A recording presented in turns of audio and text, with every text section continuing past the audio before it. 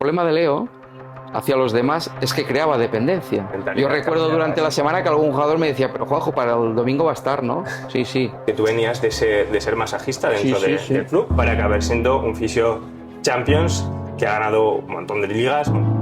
Bueno, al final siempre digo lo mismo. Lo más importante es que alguien confíe en ti. Yo también venía de muy abajo, ¿no? No tenía el suficiente currículum para haber podido llegar en el momento que llegué. Si tuvieras que decir, mira, somos o éramos mejores que el resto por esto.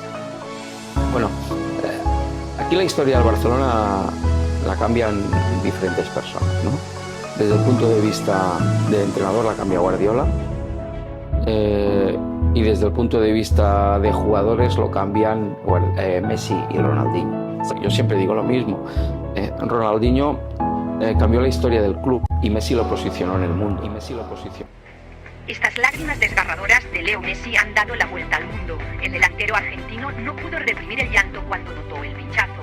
Él, mejor que nadie, sabía lo que era: otra lesión muscular. Así lo confirmaron las pruebas médicas: rotura en el bíceps femoral izquierdo, 6 semanas de baja, y se pierde el tramo decisivo de la Liga, la Copa y la Champions. ¿Qué impacto tuvo Messi en tu carrera? Todo. Me cambió la vida, y me cambió la vida en cuanto a la responsabilidad, sobre todo, ¿no? En cuanto a la responsabilidad, porque estabas con el mejor jugador de la historia, ¿no? El problema de Leo hacia los demás es que creaba dependencia. Yo recuerdo durante la semana que algún jugador me decía, pero Juanjo, para el domingo va a estar, ¿no? Sí. Habían dos temas, estaba Leo y estaba el club. Y a veces, ¿no?, tenía que defender los intereses del club, pero yo entendía a Leo.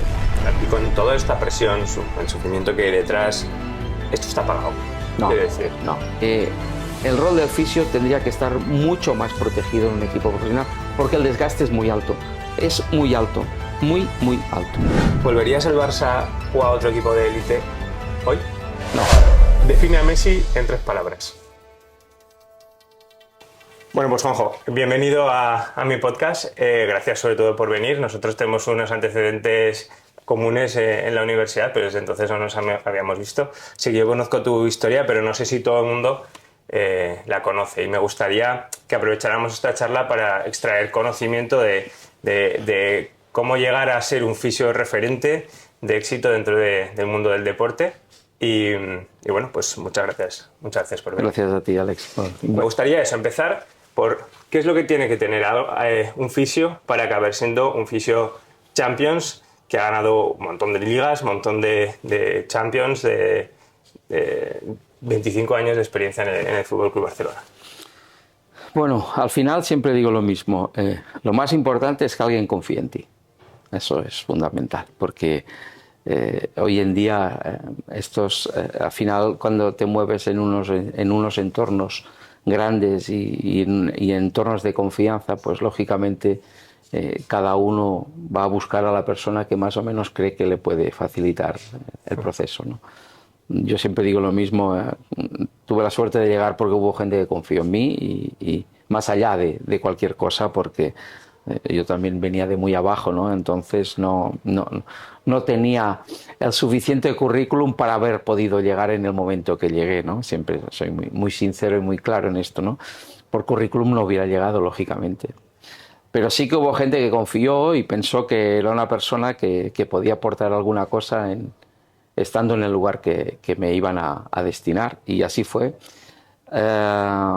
Y luego, evidentemente, tienes que devolver esta confianza, ¿no? Y esta confianza solo se devuelve a la gente que ha confiado en ti, aprendiendo y cada día más teniendo más conocimientos, aprender de tus errores y sobre todo no cometer los mismos. Además veníais en un momento en el que había cierta transformación dentro del mundo de los clubes. Si no recuerdo mal, en aquella época la UEFA obligó ya que hubiera fisioterapeutas. Creo que hubo ahí un proceso de transición. Sí, ¿no? A ver, yo ya como mayor en esta profesión he vivido una evolución. Lógicamente sería sobre los años, yo diría que sobre los 90, cuando se exigía una titulación para sentarte en el banquillo, al menos, ¿eh? Que en esos momentos no había ni fisio, era enfermero. Podía ser enfermero o enfermera, pero no había la ficha de fisioterapeuta como existe ahora, sino que antes era ATS. Muy bien.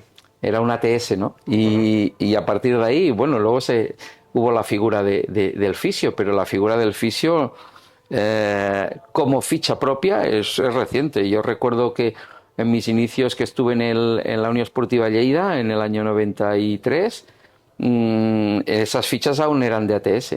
O sea, que fue ya un poquito más adelante cuando se introdujo lo que es la figura del fisio, ¿no? Que al final, como en nuestra profesión siempre ha sido así, ¿no? Primero se partía de medicina, o sea, de enfermería. De enfermería, sí. Luego... Sí, y la fisioterapia era un posgrado al final de enfermería, ¿no? Que era lo que lo relacionaban con el deporte. Y así fue. Bien, por suerte por nuestra profesión ha evolucionado mucho. Ha evolucionado mucho. En mis inicios muy pocos recursos habían. Ahora he hecho la vista atrás y veo lo que hay ahora en fisioterapia y lo que había hace 40 años y... ¿no? O sea, ha sido abismal, ¿no? Ha sido abismal. Y prueba de ello es que hoy los jugadores tienen la vida profesional más larga. Es debido a muchas cosas y en una de ellas la introducción del fisioterapeuta. Esa parte de introducir, esa parte preventiva y esa parte también de terapia. Sí, decíamos que la importancia de la fisioterapia, cómo ha cambiado en estos últimos años y cómo incluso habéis ido evolucionando, ¿no? Porque yo recuerdo cuando estábamos en la universidad que tú venías de ser masajista dentro del club y hiciste ese cambio a fisioterapia, pero incluso a hacer ahora una figura de readaptador, porque tú fuiste jefe de los servicios de readaptación del Fútbol Club Barcelona. Sí. Pues es una de las cosas que lo digo con orgullo, ¿no? Que empecé siendo masajista porque me gustaba mucho la profesión, ¿no? Era vocacional. Y de esto me siento orgulloso, de que he elegido una profesión vocacional. No elegí una profesión por moda ni por otras circunstancias, sino la elegí porque era vocacional.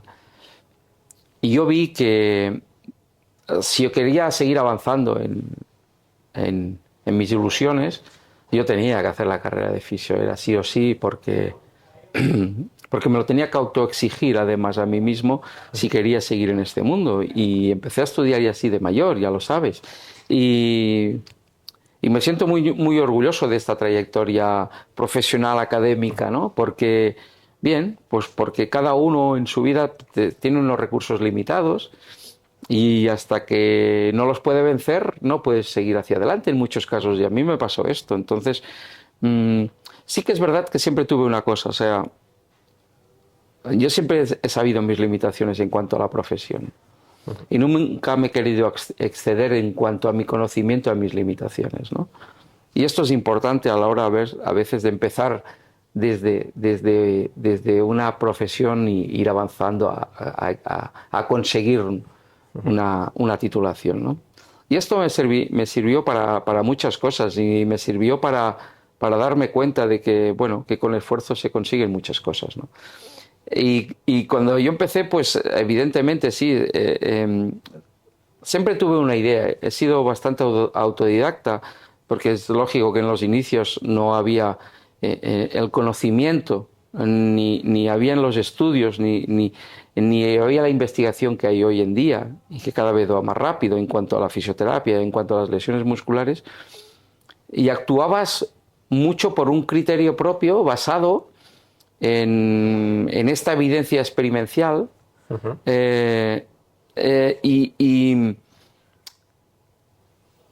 Y que esta experiencia te daba a que con los conocimientos que habían pudieras elegir una manera de trabajar, ¿no?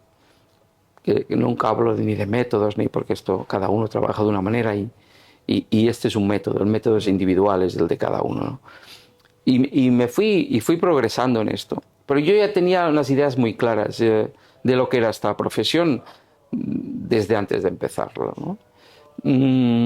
Y esto me permitió seguir evolucionando con una manera de entender la fisioterapia, con una manera de entender el tratamiento de las lesiones, con una manera de readaptar. Era mi manera de entenderla, ¿no? Y evolucioné con la manera de entenderla, que no es ni mejor ni peor, sino que la quería entender de esa manera y en eso me formé. Y evidentemente yo recuerdo que cuando llegué al Barcelona como jefe me dijeron, queremos que cuando te vayas dejes algo, porque han habido algunos profesionales que se han ido y no han dejado la suficiente base y tal.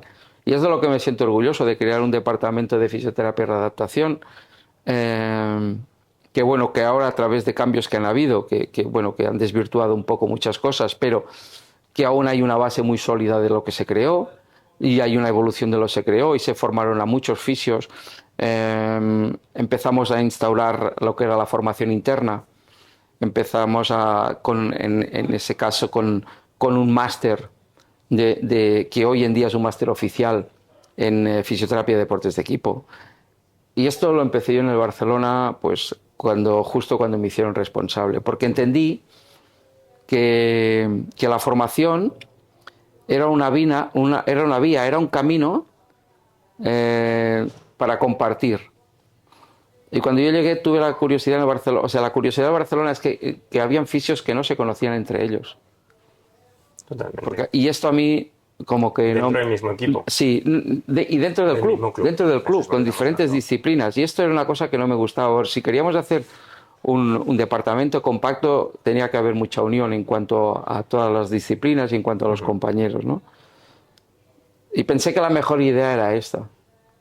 De hecho, el club siempre ha tenido grandes profesionales y sería una pena, ¿no?, que no hubiera esa aportar por todas esas partes. Sí, hay grandes fisios conocidos. Es verdad. Es verdad. Y fue una cosa de club, no fue una cosa de que el club quería tener una manera de hacer las cosas y en ese momento pensaron la persona responsable que en ese momento era la persona ideal porque la gente creía en lo que hacíamos, ¿no? Entonces dije, vamos a formar esto y en verdad me rodeé de fisios muy importantes, fisios muy buena gente y me ayudaron a desarrollar todo esto. O sea, ahí se desarrolló este departamento gracias a ellos, porque ellos trabajaron mucho para formarlo. O sea, al final yo tenía una idea de cómo hacer las cosas, pero los que realmente lo trabajaron en ellos fueron mis compañeros y las personas de confianza.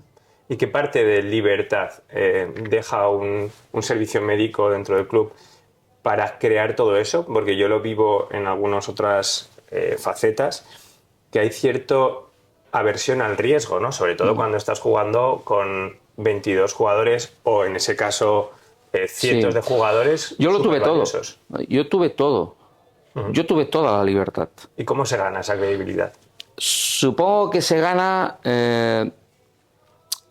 por esta confianza y se gana sobre todo por el trabajo que has hecho. Y se gana por la responsabilidad que tienes. Y se gana por la personalidad. Y se gana por el tema de asumir responsabilidades. Yo pienso que se gana por todo esto.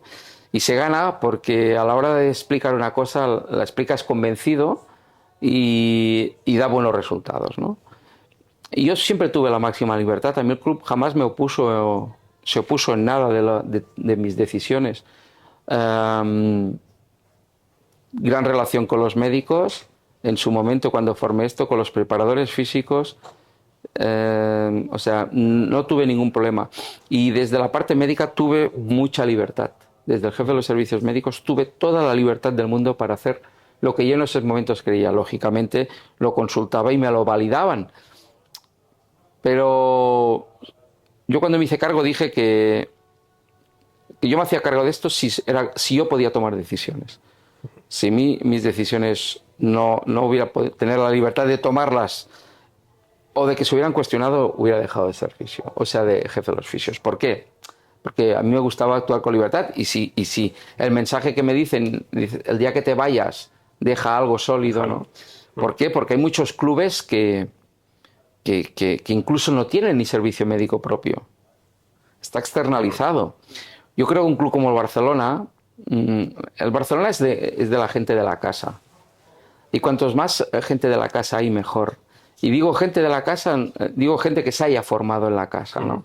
Que evidentemente se puede complementar con gente fuera, pero el puntal, la base, tiene que ser gente que se ha formado abajo. A mí me gustó tener exjugadores de la casa que fueron fisios, tenerlos en mi equipo de trabajo, porque ellos sabían de la idiosincrasia de ese club, de cómo se vive en ese club. La cultura, ¿no? Esa es, ¿no?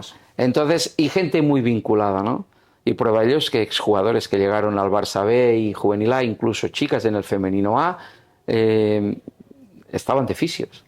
Muy bien. Porque yo me quería nutrir de esta gente, ¿no? Y esto fue lo que a mí me dio pie a crear una estructura sólida a partir del primer equipo de fútbol, que era lo más importante.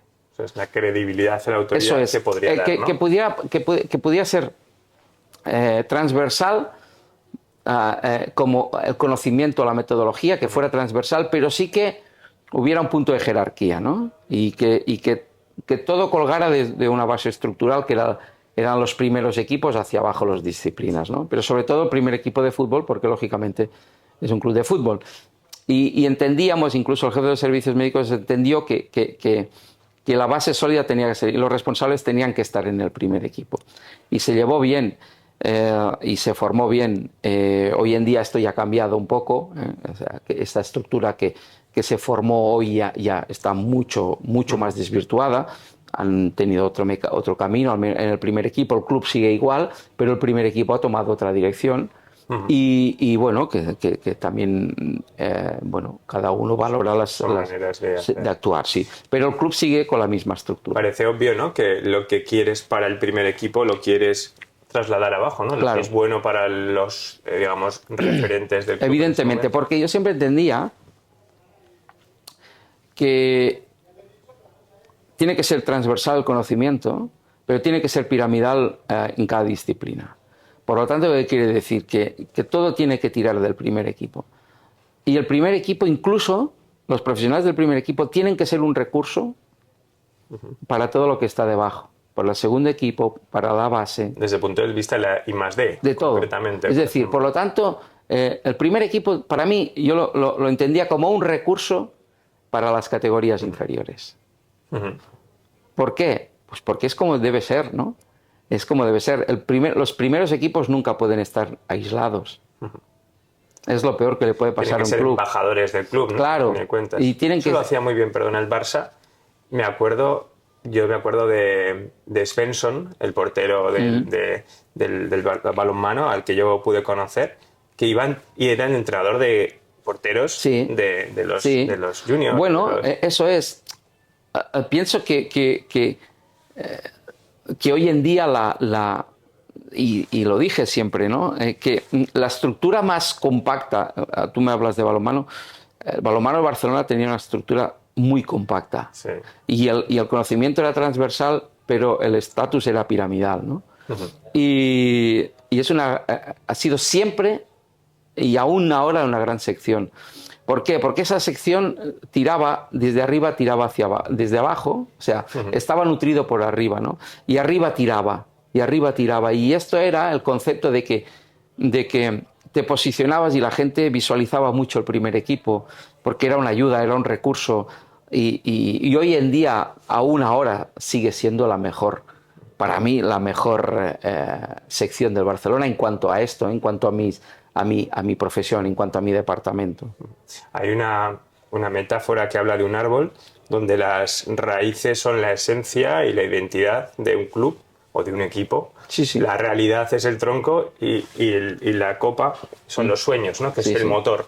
Yo creo que un equipo de primera tiene que ser o el Champions tiene que ser el motor que mueva a todo el club, pero tiene que estar arraigado. Sí, tiene que haber mucha solidez. Y esta es de las solideces que quise crear y que quise formar y que el club tuviera, sobre todo, una cosa que para mí era muy importante, es que los profesionales fueran del club, que no porque viniera un entrenador o una entrenadora cambiaran toda la estructura. Esto creo que desvirtualiza un club y no le da solidez. ¿Por qué? Porque no eres capaz de consolidar un proyecto. Y entonces siempre he detestado yo esto, ¿no? ¿Por qué? Y me opuse bastante en esto. ¿Por qué un entrenador tiene que cambiar el equipo médico, el equipo de fisios y el equipo de preparación física? El club tiene que tener una estructura. Tiene una estructura y si el entrenador trae algún profesional, estoy totalmente de acuerdo, pero se tiene que adaptar a la estructura del club. No el club se tiene que adaptar a la estructura del entrenador, porque el entrenador es pasajero. Sí. Y si tú no eres capaz de crear esto, nunca vas a crear un proyecto. Y esta era mi idea, ¿no? Y esto es lo que yo entendía. Luego podíamos a final de temporada modificar los fisios en cuestión de valorar muchas cosas. Pero a mí un entrenador no me iba a decir que cambiara un fisio, que tal, desde el punto de vista de la normalidad. Una cosa es que hayan surgido problemas y se tenga que modificar, pero si gente está trabajando bien, ¿por qué los tienes que cambiar? Y aparte de gente de club, la gente de club no se puede tocar, porque esta es la solidez. Si no, se desnaturaliza, pero pasa en los médicos, en los preparadores físicos y en los jugadores. O sea, nosotros, claro, Barcelona también ha pasado de tener un equipo de la casa a tener uno de casi nadie de la casa. Claro. Esto, al final, esta identidad que se te crea, este plus, a mí que me digan lo que quieran. Este club o eres de la casa o no lo tienes. Además ha sido la identidad, ¿no? Ha sido la identidad de ese club y no la club. tienes. A mí que me digan lo que quieran. ¿Por qué? Bueno, pues porque eres un gran profesional, te desvivirás por tu profesión, pero ese plus... y yo lo vivo, yo ahora también lo estoy viviendo y deseo todo lo mejor para el club y deseo tal, pero si no es tu club, ese punto identitario te falta, pero es que es normal. De hecho, adolecen muchos equipos precisamente de esto, ¿no? Que quizá además no tengan la fuerza para poder negociar con ese entrenador, porque el Barça puede decir, no, o sea, nosotros somos un club y va por encima de las personas, pero habitualmente en primera división o incluso en segunda pasa que el entrenador es como más carismático, tiene Eso más es. autoridad que el club y eso normalmente es un castigo de naipes. Pero lo que no tolero de los clubes es que los cambien, es decir, intégralos. Es que hay una cosa, es decir, si un entrenador trae gente, está muy bien, y son de su confianza, y es lo que tiene que ser, porque él se juega a su cargo, ¿no? Pero intégralos en la gente de club. No desmerezcas a la gente de club. Yo lo he vivido en el club. De que, bueno, todo el poder... No es así esto. El poder lo tiene el club, que es el que te contrata. Tú eres un trabajador del club. Y a partir de ahí, las personas que traiga el entrenador están bienvenidas. Y tiene que ser así, porque son gente de su confianza. Y yo también haría lo mismo, ¿eh? Sí. Lo que pasa es que yo los integraría dentro del club. Porque lo mío es pasajero. Puedo estar 1, 2, 3, 5 años. Pero... la gente del club puede estar toda la vida. Pierdes un know-how. Es que además pierdes todo. Claro. Parece... Y al final pierdes todo para crear otra cosa. Y son proyectos nuevos. Y cada 3 años tienes proyectos nuevos. Llega un momento que ni es identitario. ¿Por qué? Porque sabes que tienes fecha de caducidad. Claro. Y lo mejor que puede tener en un club como este, de esta envergadura, es saber que te apoya el club, que tiene los pies sujetos al suelo. Y luego tú tienes que rentabilizar esa confianza. Eso está claro, ¿eh? O sea, no porque tengas, bueno, de aquí no me voy a mover, no. Tu día a día aquí es un día a día. En el Barcelona es un año en muchos sitios. O sea, que cuidado, es complejo esto, ¿no? ¿Y cómo definirías en 3 palabras la metodología desde el punto de vista metodológico, precisamente técnico del Barça? Si tuvieras que decir, mira, somos o éramos mejores que el resto por esto. Bueno, aquí la historia del Barcelona la cambian diferentes personas, ¿no? Desde el punto de vista del entrenador la cambia Guardiola y desde el punto de vista de jugadores lo cambian Messi y Ronaldinho. Estas 3 personas cambian la historia reciente del Barcelona, ¿no? En muchos aspectos. ¿Por qué?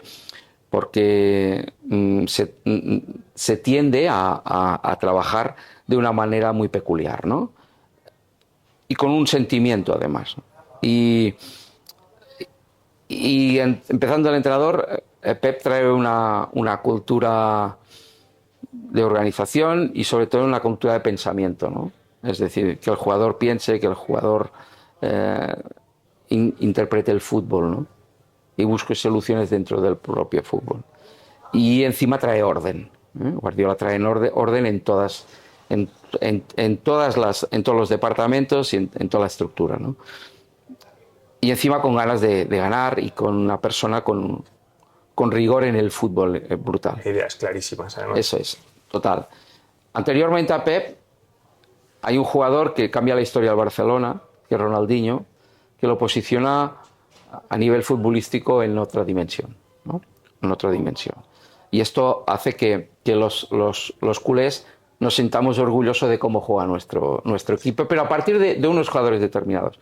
Lo que pasa es que esto Guardiola, con unas ideas muy claras, tiene una identidad muy particular y muy propia y sabe lo que tiene que hacer en todo momento. Y surge Leo.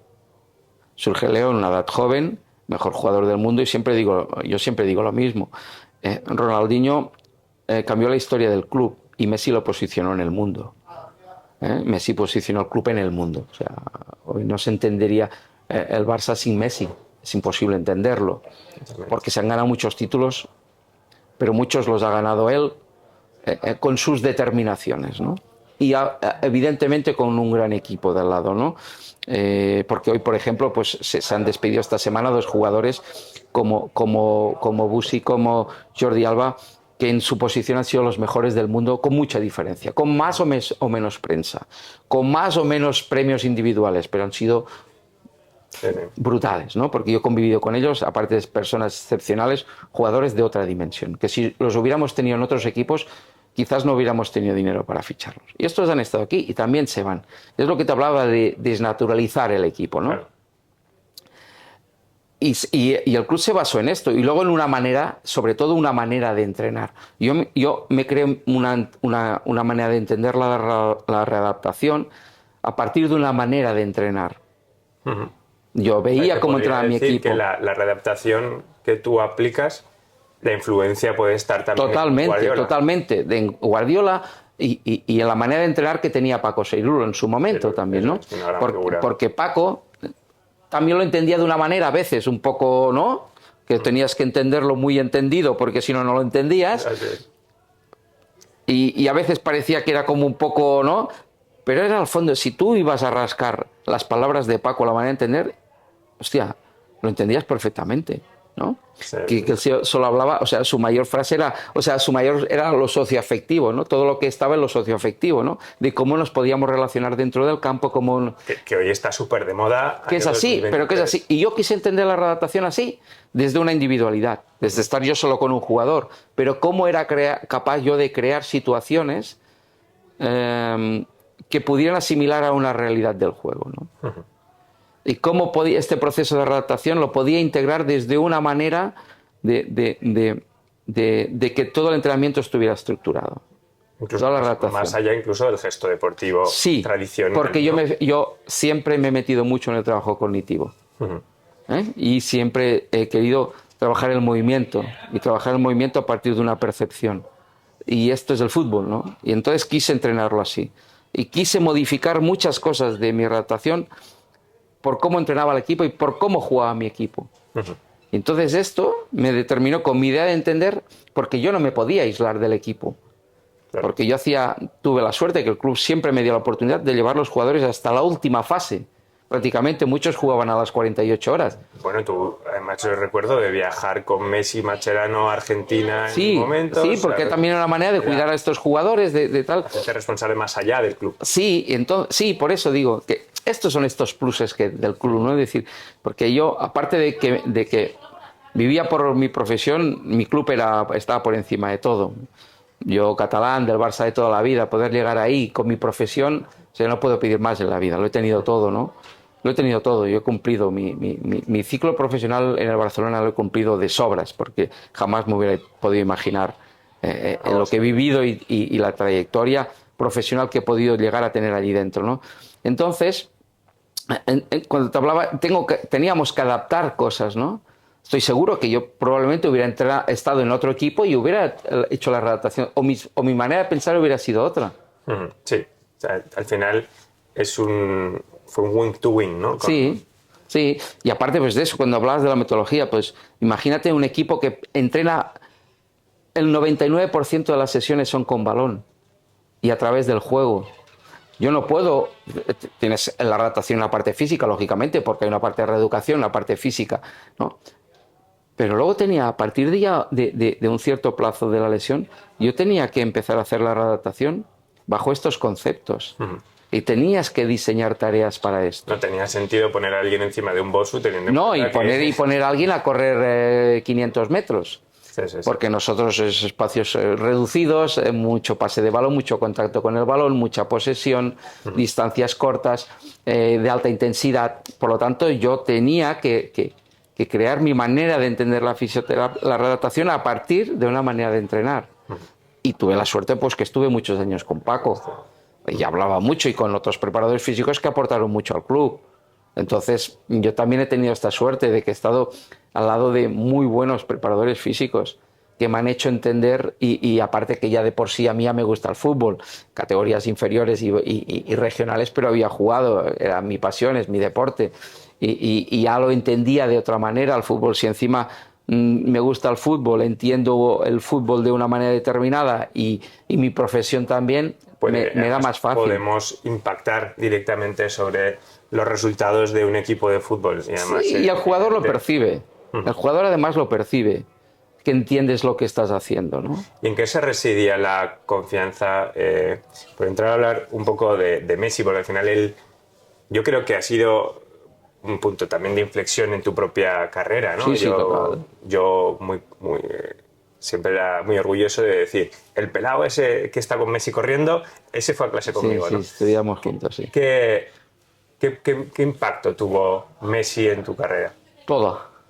O sea, a mí han habido dos cosas claves a mí en mi vida, es el Barcelona y es Messi. O sea, entrar en el Barcelona, que entras a otra dimensión, y Messi que te coloca en esa dimensión, ¿no? O sea, el Barcelona me hizo entrar y Messi me colocó. O sea, bueno, a Messi yo lo conocía desde que llegó, prácticamente, de Argentina, y bueno, siempre hubo esta relación bueno, era un chaval súper tímido, amable, y que te hacía quererlo, ¿no?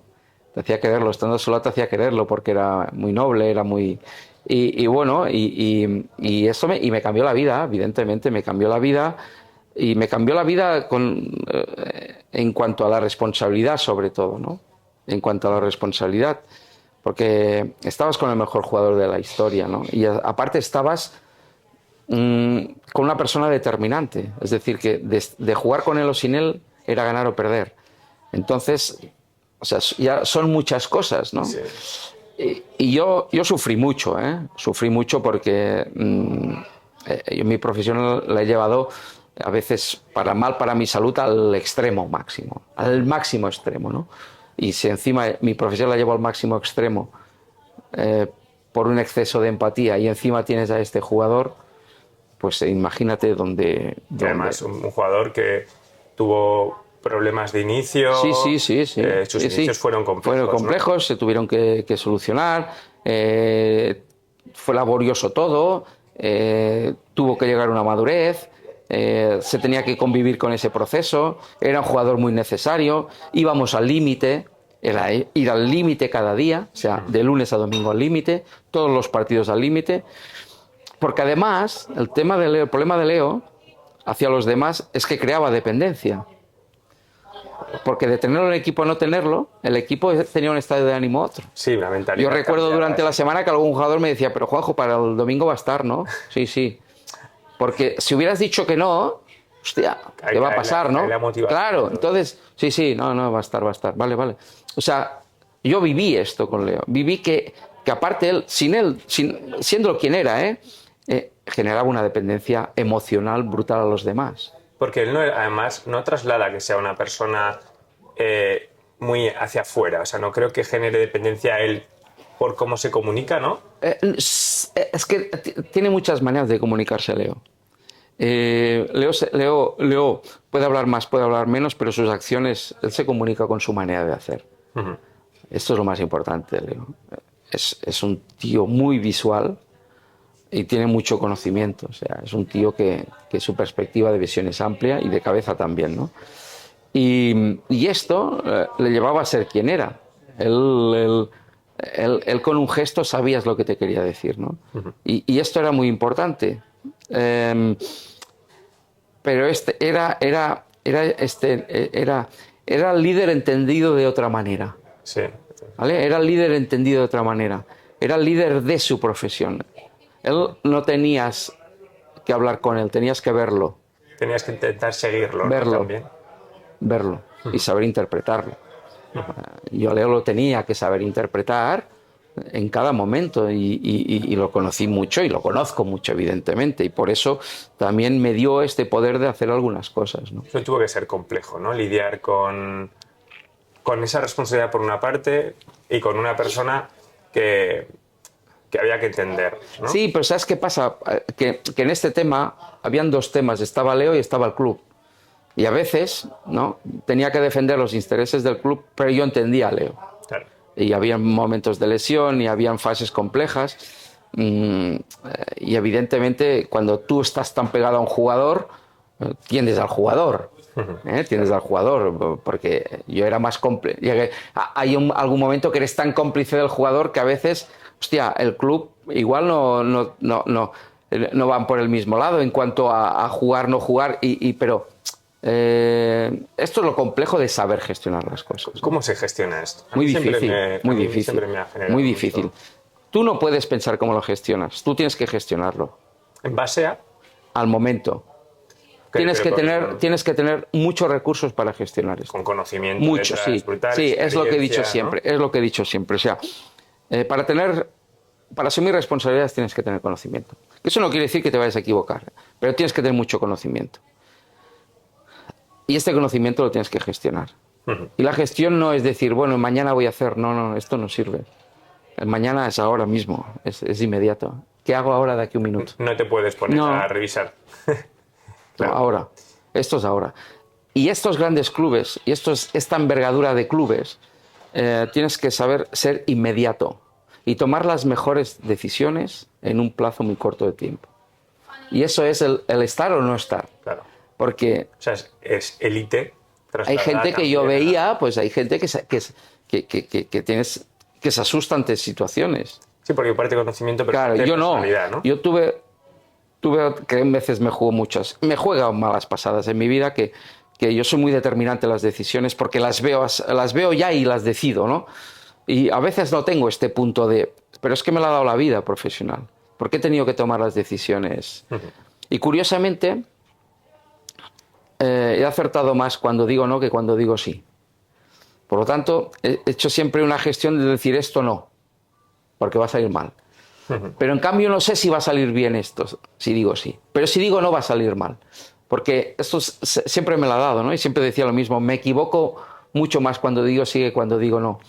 Porque cuando he dicho no y se ha hecho, el 90 ha salido mal, ¿no? Yo siempre digo a los alumnos que es mucho más importante saber qué es lo que no tienes que hacer que saber lo que hacer. Totalmente. Y en este nivel de responsabilidad. Totalmente. Y a veces es una manera de cómo, ¿no? A veces te preguntan, Juan, ¿y cómo empezarías a hacer esto? Descarta lo que no harías. Y has empezado. Ya tienes has empezado. Un 70%. Ya has empezado. Ahora piensa lo que vas a hacer. Pero de momento tienes lo más importante, que ya sabes lo que no debes hacer. Y en la gestión de esto siempre digo lo mismo. O sea, mi vida ha sido estar permanentemente tomando decisiones. Y me he creado una profesión a partir de la gestión. Por eso siempre digo una de mis frases, que las lesiones no se tratan sino que se gestionan, ¿no? Sí. Y es verdad, porque tú esta lesión ya está, y ahora tienes... ¿Qué hay? O sea, la lesión, ¿qué es? Es el lesionado. ¿Y qué haces ahora? Gestionarlo. ¿Qué vamos a hacer? No es ponernos a hacer. No, para. Venga, ya se ha hecho esto, vamos a hacer... No, para.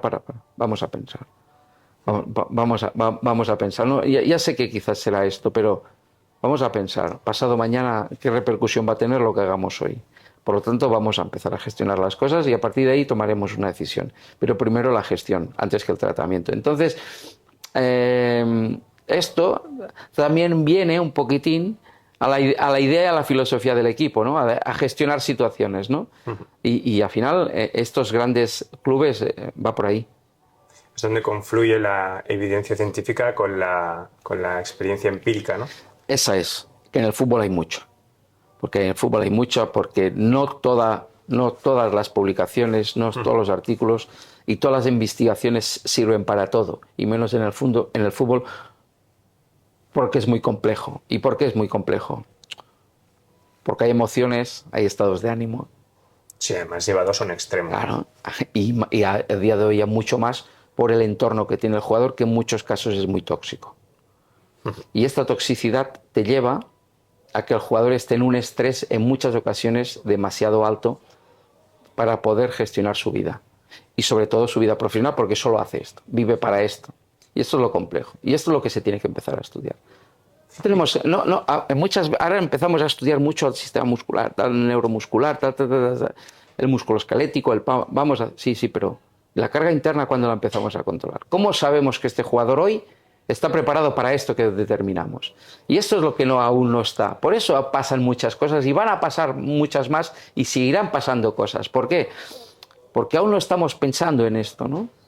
Y esto es muy difícil, porque yo he visto situaciones emocionales límite de jugadores. Y he pensado, puede pasar cualquier cosa. ¿Y se están dando más ahora que antes? A mí me vienen a la cabeza las redes sociales. Sí, y la eso es. Hoy, claro, hoy cualquiera puede opinar de ti mal, sin conocimiento, siendo mentira. Y esto, al final, lo que crea es un estado de opinión. De una mentira o de una situación que el jugador la vive. Hoy en día, las redes sociales, que han hecho muy bien para muchas cosas, han hecho muy mal para otras. Porque hoy, sin ningún rigor, alguien puede decir de ti una cosa y esto es así. Un bulo que se traslada sobre... Y eso sí. ¿Por qué? Porque lo he leído y tal, pero sin ninguna veracidad. Y nadie va en contra de la persona que ha dicho la mentira. Y eso el jugador... ¿Qué te hace eso? Al jugador le genera un estado de opinión de un entorno que quizás lo tiene en contra de una información que es totalmente mentira, o poder juzgar y cuestionar a un jugador por determinadas cosas. Claro, tiene el doble filo de que realmente ahora ellos tienen una vertical de negocio importantísima. Yo me acuerdo, estaba viendo datos de Messi y de Cristiano que son como 10 millones de euros, y ya me pierdo en estas cosas, no sé si son al año o al mes, ya sabes que esto, que tienen solo en concepto de redes sociales, ¿no? Claro, pero son jugadores, a mí cuando me dicen este juega tal, a mí me parece bien lo que cobren. ¿Por qué? Porque generan emociones. Claro. Pero, quiero decir, luego les juega la doble... Luego les juega el que habrá la gente que no está a favor de uno o del otro y lo van a matar por las redes sociales, cualquier cosa. O un día... El problema que ha pasado con las redes sociales, al jugador de fútbol le ha coartado la libertad. Hoy, pero sin embargo se exponen más que nunca, ¿no? Se exponen más que nunca porque ya la sociedad ya los expone y ellos están obligados a exponerse porque, claro, porque hoy el jugador de fútbol aparte ya es una imagen, es un icono. Para mucha gente es un icono. Yo porque he sido una persona que, pues no sé si es bueno o malo, pero no he tenido ídolos en mi vida, ¿no? He tenido así cosas de, ¿no? En mi época Cruyff, Maradonas, en esas épocas, ¿no? De que eras muy, muy joven. Pero yo no he tenido ídolos. Quizás no he tenido ídolos porque me he movido al lado de grandes ídolos. Y entonces dices, ¿de quién eres ídolo, no? Si estás rodeado de ídolos. Pero no he tenido una figura así, ¿no? Quizás el más emergente en mi época fue Cruyff, evidentemente, ¿no? Sí. Pero hasta ahí, ¿no? Y hoy los jugadores son iconos. Son iconos, porque hoy antes un jugador del Barcelona de la época de los 70-80 casi no se conocían. Sí. Casi no se conocían, ¿por qué? Porque era solo en los periódicos, en alguna tele y los periódicos y si comprabas el periódico. Pero poca cosa más. Hoy en día hay jugadores que cuelgan 1000 fotos cada día, sus representantes, o sea, hoy en día es un mundo... Y los profesionales como nosotros sufrimos mucho con estas situaciones. Y con toda esta presión, el sufrimiento que hay detrás, ¿esto está pagado? No, ¿Quiere decir? No. ¿Cómo funciona esto? No está pagado desde el punto de vista del coste personal. O sea, vamos a quitar el tema económico, del coste personal. El coste personal que pagas es muchísimo más alto que el coste económico que ganas. ¿No? El personal. El coste personal es altísimo. Yo lo he pagado altísimo, lo sigo pagando altísimo. En cuanto a viajes, en cuanto a todo, responsabilidad, estás en casa y yo no me voy a imaginar que una rotura del recto anterior de Messi. Que yo he tenido pues años sin vacaciones, he juntado 3 y 4 años tan solo con 10-12 días de vacaciones entre todos los 4 años. He estado 22 años sin ningún fin de semana prácticamente entero. Entonces el coste personal es muy alto, aparte de toda la mochila que llevas de tus responsabilidades individual y colectiva. Yo he tenido que necesitar ayuda médica para poder aguantar mis últimos años, por ejemplo, en el Barcelona, ¿no? Pues sin la ayuda médica yo pienso que hubiera acabado mal, ¿no? Y bueno, llega un momento que, bueno, por las circunstancias te llevan a un lado, que incluso las agradeces que te hayan llevado a este lado, porque en esta profesión tienes que tener fecha de caducidad. Y tal como se está moviendo el mundo hoy, y el mundo del fútbol, creo que a una cierta edad difícilmente tenemos cabida. Con gente que tenga la manera de entenderlo como yo, que lo lleve todo a lo personal. Y que se meta... Esa es. 100%. Si eres, bueno, sí. puedes... Si eres más pero si no, yo claro. pienso que no. Claro. Yo pienso que no. Siempre que no. Y en cifras, me gusta siempre poner cifras, no pretendo saber tus cifras, pero las cifras de la élite, de un fisio de élite, ¿por dónde está? Para la gente que quiera y aspire a... No lo sé, porque es muy diverso. O sea, normalmente se paga muy mal. Se paga muy mal. Pero se paga muy mal porque ahora se empieza a entender la situación. Pero en muchos clubes da la sensación de que cualquiera podría hacer este trabajo y si no estás tú estará otro. El jugador de fútbol quiero a este o al médico quiero a este. El fisio da la sensación que ahora sí que nos están empezando a valorar, pero nos tienen que valorar mucho más, muchísimo más. Pero yo al final, y hubo un tiempo que incluso hablé con algún compañero porque me hacía mucha ilusión y no lo descartaría porque me haría mucha ilusión para trabajar para mis compañeros, para el colectivo, ya que ya estoy ya para la jubilación, yo voy más para allí que para el otro lado, de haber tenido una asociación, ¿no?, de fisios del fútbol profesional. Que hubiera con unos mínimos, ¿no?, como puede tener la AFE con los futbolistas, ¿no? Es decir, no, si tú quieres un fisio de primera división, el mínimo que tiene que cobrar es este. Máximo por lo que te dé la gana, pero el mínimo es este, en primera, en segunda división, en primera ref. Proteger un poco. Eso es. Y es una cosa que aún me gustaría hacerlo, es decir, pero una asociación vinculada, una asociación no una asociación sindicalista sí. Una asociación vinculada, pero que no te dice que cuando tú vayas a un campo contrario tengas 4 camillas en condiciones, camillas eléctricas o camillas hidráulicas. Yo he ido a primera división a campos que daba pena estar en esas camillas, se movían y pensabas que se iban a caer, o camillas de enfermería. Sí, o sea, esto es una falta de respeto hasta la profesión. Sí. Y la falta de respeto viene del propio club, no de la propia gente, porque me podrían decir, bueno, Juan, pues los fisios y los médicos de ese club, no, es que igual no tienen ni poder para decidir esto, es que no lo tienen. Pero no lo tienen, porque hay muchas veces que aún hasta hace muy poco éramos auxiliares. Éramos auxiliares. De hecho, algo que yo defiendo cuando tengo oportunidad de estar con algún médico de algún equipo profesional es que el salario emocional del futbolista es que en una gran medida es precisamente cómo le vas a tratar su salud, que es que es su herramienta de trabajo. No. O sea, ya te he dicho al inicio, hoy en día el futbolista dura más años gracias a que ha evolucionado mucho el aspecto de la preparación física, evidentemente, mucho más conocimiento, pero sobre todo al aspecto médico y de fisioterapia. ¿Cómo se ha cuidado eso? Hombre, antes cuando te operaban un menisco te abrían la rodilla en canal. ¿Y no crees que debería entrar dentro de la toma de decisiones, y que estará dentro de la toma de decisiones de un futbolista, el ir a un equipo o a otro, no solo también? No, ¿sabes por qué? Porque ya tiene el suyo propio. Vale. Hoy el jugador ya va, el representante ya se lo proporciona. Si no lo coge él, lo proporciona el representante, le da el fisio, el preparador físico, un médico de confianza para segundas visitas o segundas informaciones, un nutricionista, psicólogo, incluso hasta analistas les dan propios. O sea que hoy en día el representante ya va con todo este pack. Que eso también era un capítulo aparte para hablar de estas cosas, ¿no? Porque la gestión. Porque las personas del club lo sufren mucho esto, ¿no? Y se sufre mucho cuando no hay una relación fluida con el entorno, ¿no? Esto es un problema para el club, que esto se tendría que también poner remedio, ¿no? Que eso fue una de las facilidades que tuviste tú con Messi, precisamente, el poder, que tú eras su persona. Eso es, pero yo me comunicaba con los demás. Claro.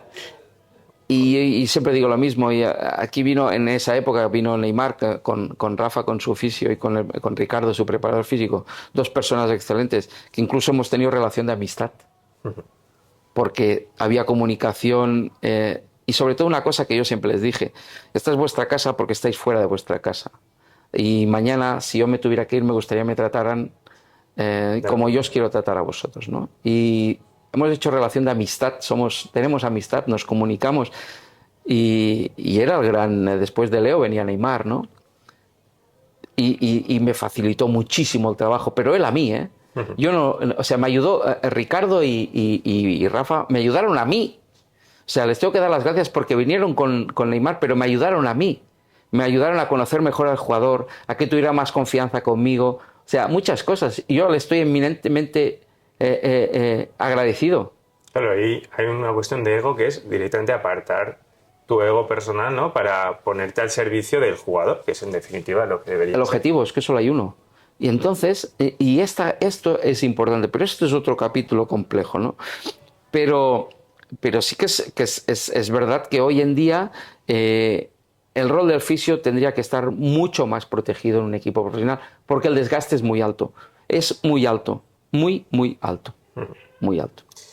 Me gustaría hablar un poco, para ir terminando, sobre tu perspectiva. Hablabas o sea, una de las cosas que me ronda en la cabeza es, hostia, es que en cuestión de 15 días, no sé cuánto fue el tiempo, pasas de estar en el primer equipo a estar en la calle, vamos a decirlo. Primero, ¿cómo se gestiona eso? Entiendo que tú, además, conociéndote, porque te sigo bastante, eres una persona súper tirada para adelante y además se te ve. Te has reinventado seguro. Bueno, nos ha costado hacer esta entrevista porque estabas por México y todo esto. Me gustaría saber cómo viviste ese momento de transición emocionalmente y cuál es tu perspectiva de futuro, qué es lo que te gustaría hacer ahora.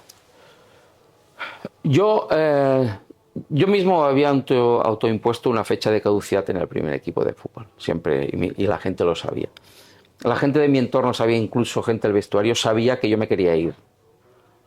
Pero no de cualquier manera, ¿no? O sea, me quería ir del primer equipo porque ya estaba muy desgastado. Ya te digo que necesité ayuda médica para poder terminar los últimos años. Y aparte sabía pues que probablemente entraría una serie de gente con este entrenador que no éramos afines, ¿no? No éramos afines, ¿no? Yo no me he ido del primer equipo por un tema profesional, sino he ido por un tema de personas, ¿no? Un tema de relaciones personales, no por nada más, ¿no? Porque esto me lo dijo el propio entrenador, además, no tengo ninguna mala de esto, ¿no? Que yo tampoco quería trabajar con esta serie de personas porque son gente antagonista a mi manera de entender las cosas y a mi manera de ser. Entonces, yo también, o sea, es una cosa no de mutuo acuerdo, pero que lo aceptaba, ¿no? Que lo aceptaba, no es de mutuo acuerdo porque no es así, pero lo aceptaba. Y tuve el ofrecimiento del club de quedarme, pero dije que no. El presidente se portó conmigo espectacularmente bien, me ayudó en todo y él quería que yo continuara en el club. Pero yo le dije que no, que ya se había acabado esa etapa. Que ya sabía que etapa porque ni quería hacer paralelismos, ni quería, me quería ir. Me quería ir porque ya tenía ganas de irme. Y ya te digo, la gente del propio vestuario y del propio club sabían que yo me quería ir. Y sabía que si ocurría esto, a mí me ocurriría también esto. Por lo tanto, era una cosa que ya me estaba bien. Evidentemente que me hubiera gustado cerrarlo de una manera diferente a final de una temporada, sí, pero es que son circunstancias que el fútbol es así, o sea, no, y como yo ya tenía esa en perspectiva esto, lo llevé muy bien. Primero lo llevé muy bien por una cosa, porque me ayudaron mucho la gente del club a salir como yo creo que tenía que salir, como me merecía salir. Tengo aún mucha relación con gente del equipo y con gente, o sea, del club. Y que me quise ir del club porque pensé que mi trabajo ya estaba hecho. Y ahora era continuar siendo un funcionario y no quería ser eso. Y así se lo manifesté al presidente, pero fue muy bien, me fue muy bien. Este año he estado colaborando con el Benfica de Portugal. Y porque, ¿De manera externa, entiendo? Sí, de manera externa. Y bueno, me he pasado un año bien, he ido periódicamente a Lisboa, estuve todo el verano recuperando un jugador, me lo he pasado bien. Estoy en una institución como Metrodora, que es un centro o sea, es una entidad de centros formativos de salud y deporte. Y estoy como director de Metrodora Sport Institute. Tengo, ya has visto que todas estas conferencias que hago por ahí. Hemos montado una clínica privada en la clínica San Josep de Manresa, en Cimetir. ¿Tuviste ya en su momento algo, creo? No, con el doctor Puig de Llívol y con el doctor Til. Hemos montado un centro privado de readaptación. Y el proyecto más importante que tengo ahora es trabajar y vivir. Ese es mi proyecto. Poder dedicar a mi gente, a mi familia, los fines de semana, poder hacer cosas conjuntamente y hoy no me planteo... Hoy mi vida ya la tengo profesional, ya la tengo hecha, ya es lo que estoy haciendo ahora, ¿no? Tener sobre todo la libertad de poder decidir lo que hago, la libertad de no tener guiones en mi trabajo. Y sobre todo ahora mi futuro es es trabajar y vivir, porque antes solo trabajaba. Y sobre todo estar con gente afín y con gente que yo quería estar siempre, ¿no? Y ahora estoy disfrutando muchísimo. Es verdad que bueno, que también me lo merezco por los años que he estado metido en esto y sobre todo porque estoy metido en el... Aparte, bueno, estoy tratando externamente deportistas profesionales, también del fútbol, ¿no? Pero ahora, sobre todo, lo que estoy es disfrutando de lo que me toca vivir ahora, ¿no? ¿Qué es esto? Y no añoro lo que tenía, sino que lo vivo bien, no lo vivo con añoranza, lo vivo con satisfacción lo que viví en el Barcelona. Lo vivo con mucha satisfacción. Y gracias a esto, a lo que me dio el Barcelona, hoy se me conoce. Hoy me proponen iniciativas. Hoy tengo salidas gracias al Barcelona. O sea que yo de mi club solo puedo estar que agradecido, porque me lo ha dado todo. Yo creo que también di lo que podía dar, lo di todo, de lo que yo podía dar. Y ahora mi vida es esto, súper ocupado de lunes a viernes, pero el viernes por la tarde me lo tomo para mí. ¿Qué te gusta hacer el viernes por la tarde ahora que puedes? Bueno, pues mira, entre que voy a... me encanta ir a correr, vivo en un pueblo que tengo el bosque muy cerca. Me compré mi bici ya eléctrica porque según qué subidas ya, ¿no? Para seguir a un ritmo, que ¿no? te ayuden un poquito. No, sí, que me ayude y hacer deporte muchísimo. Y luego, pues bueno, los fines de semana poder estar con amigos, poder ir a cenar, pues, cosas que antes no podía hacer. Porque o jugábamos, acabábamos muy tarde, o al día siguiente había partido y ya no me predisponía a hacer esto, ¿no? Claro. Y esta es mi vida de ahora, pero sobre todo muy congestionado mi día a día de lunes a viernes igual, pero de otra manera. O sea, estoy disfrutándolo. Estoy disfrutándolo, un punto menos de presión. Sí. Y tengo la presión, yo cuando trato a alguien tengo presión, porque me la autoimpongo. Pero igual que sea un popular que un élite. Sí, eso sí, porque siempre digo que lo más importante que nos puede pasar a los fisios es que alguien nos deposite la confianza. Para mí esto es lo más importante.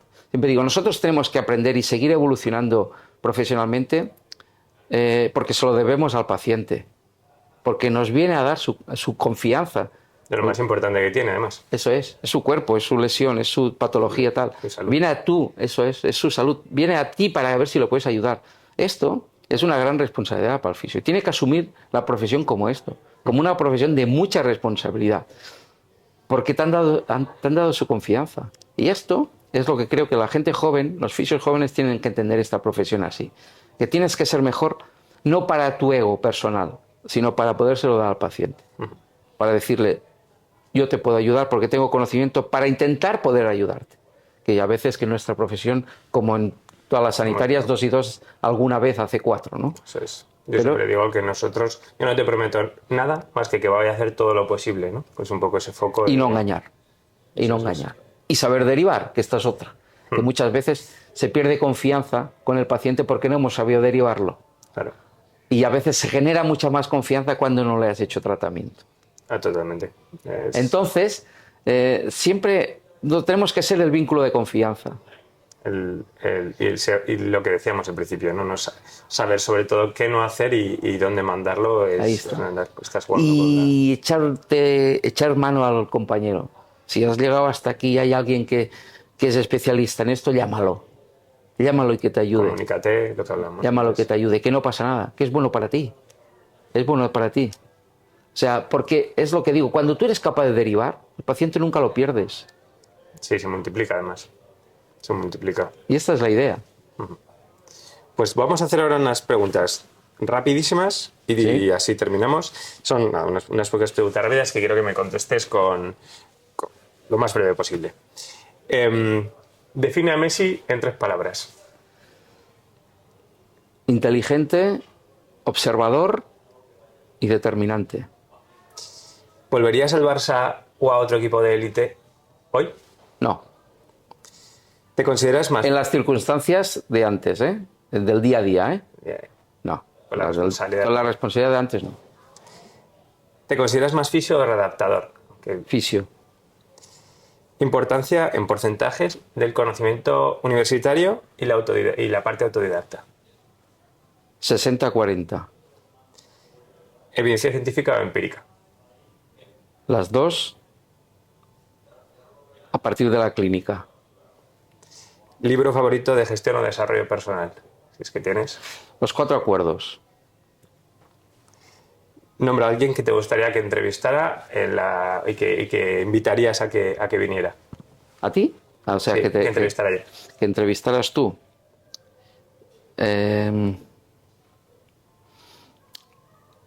A una profesional fisio de élite femenino.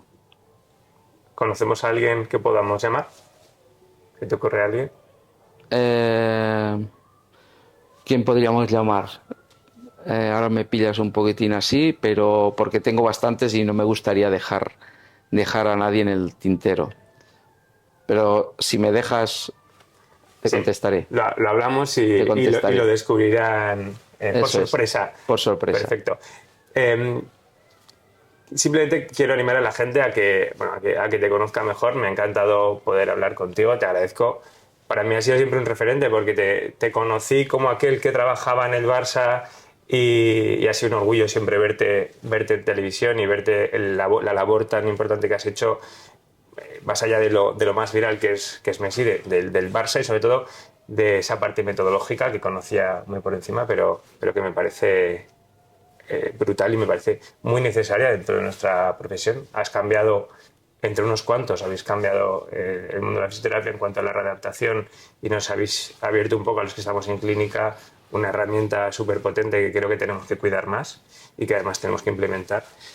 Y me gustaría eso, que la gente conociera que tú haces auditorías, haces formaciones. Vamos a dejar, si tienes cualquier link, cualquier información para que la gente pueda verla en las descripciones y cualquier cosa que puedan necesitar de ti que esté al alcance.